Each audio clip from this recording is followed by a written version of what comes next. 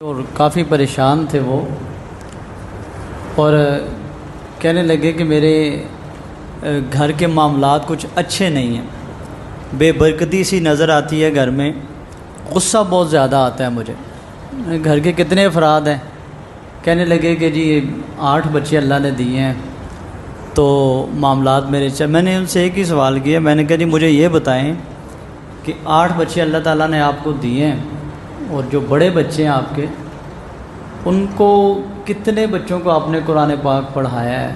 انتہائی افسوس والی بات یہ ہے، اس نے کہا جی ایک بچہ بھی ان میں سے قرآن پاک پڑھا ہوا نہیں ہے،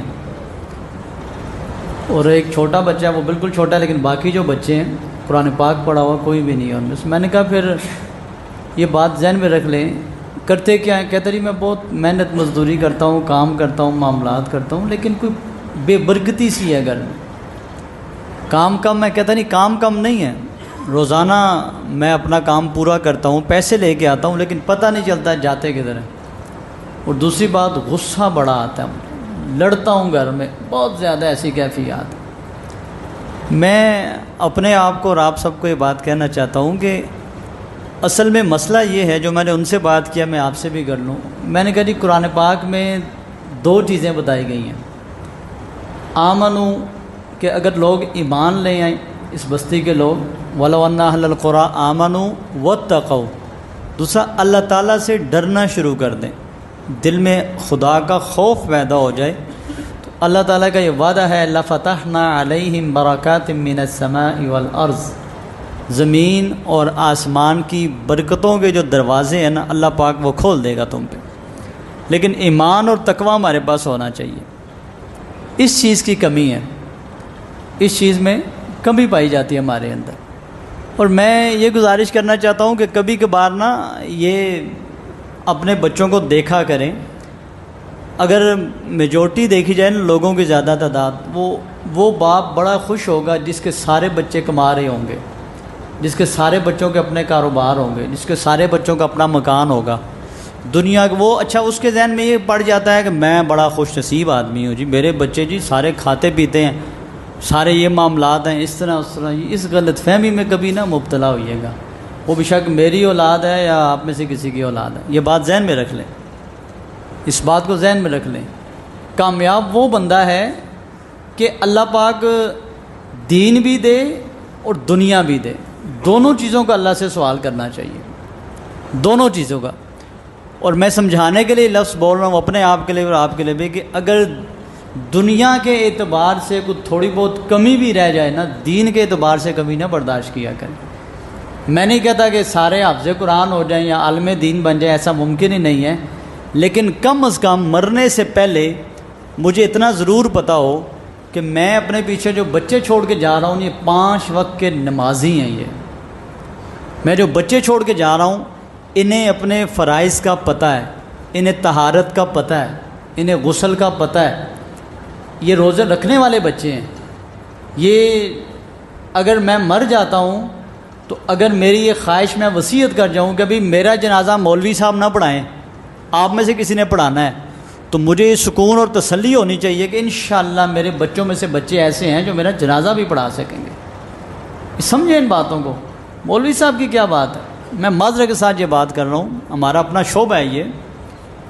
ایک بزرگ کی میں نے بات سنی، عالم ہے وہ تو جنازے کے بعد پوچھتے تھے، ایک دفعہ ایک لڑکے سے پوچھا، یہ پشاور سے مجھے کسی نے بات بتائی ہے، وہ لڑکا جنازہ پڑھا کے آئے، لڑکے سے مراد مولوی صاحب جنازہ پڑھا کے آئے، تو وہ بڑے استاد تھے، انہوں نے کہا جی بات سن، تو نے جنازہ پڑھایا بندے کا، تو تیرے دل کے اندر اپنی بھی کوئی کیفیت پیدا ہوئی ہے، ایک خشوع خضوع والی کیفیت ہوتی ہے، اللہ کا ڈر ہوتا ہے، موت کی یاد ہوتی ہے، کچھ ایسا تیرے دل کے اندر بھی آیا تھا؟ انہوں نے سیدھے لفظوں میں کہا جی نہیں ایسا تو کچھ نہیں ہے، بس جنازہ پڑھایا، اور انہوں نے برا کہا اس کو، کہ کتنے افسوس کی بات ہے، کتنے افسوس کی بات ہے۔ یاد رکھ لیجئے گا، میں اپنے بارے میں کہہ رہا ہوں، ایمان کی کیفیات نہ ایسے اوپر نیچے ہوتی ہیں، میری بھی اور آپ سب کی بھی۔ کسی ٹائم کیفیت ایسی ہوتی ہے بندہ کہتا ہے لمبی نماز پڑھوں، لمبی تسبیح کروں، لمبے لمبے سجدے کروں، بہت زیادہ اللہ کا ذکر کروں، کسی ٹائم فرض بھی مشکل ہو جاتا ہے انسان کے لیے، فرض سے کوتاہی ہو جاتی ہے۔ لیکن یاد رکھیے گا جو کیفیت مرنے والے کا پیچھے بیٹا ہے نا جی، جس درد سے وہ جنازہ پڑھا سکتا ہے وہ دوسرا بندہ نہیں پڑھا سکتا. بہت کم ایسی حالت ہوتی ہے، بہت کم ایسی کیفیات ہوتی ہیں. تو کوشش کیا کریں کبھی کبھی. آخری بات یہ ہے کہ الگ ہو جایا کریں سب سے. حضور نبی کریم صلی اللہ علیہ وسلم کے بارے میں آتا ہے، امہات المومنین کہتی ہیں کہ ادھر جب اذان کی آواز آتی نا، نبی صلی اللہ علیہ وسلم بات کر رہے ہوتے، ہمارے ساتھ بیٹھے ہوتے، معاملات ہوتے، اٹھ کے ایسے الگ ہو جاتے تھے جیسے ہمیں جانتے ہی نہ ہو، کوئی تعلق ہی نہ ہو ہمارے ساتھ. تو انسان اکیلا آیا، اس نے اکیلا واپس جانا ہے.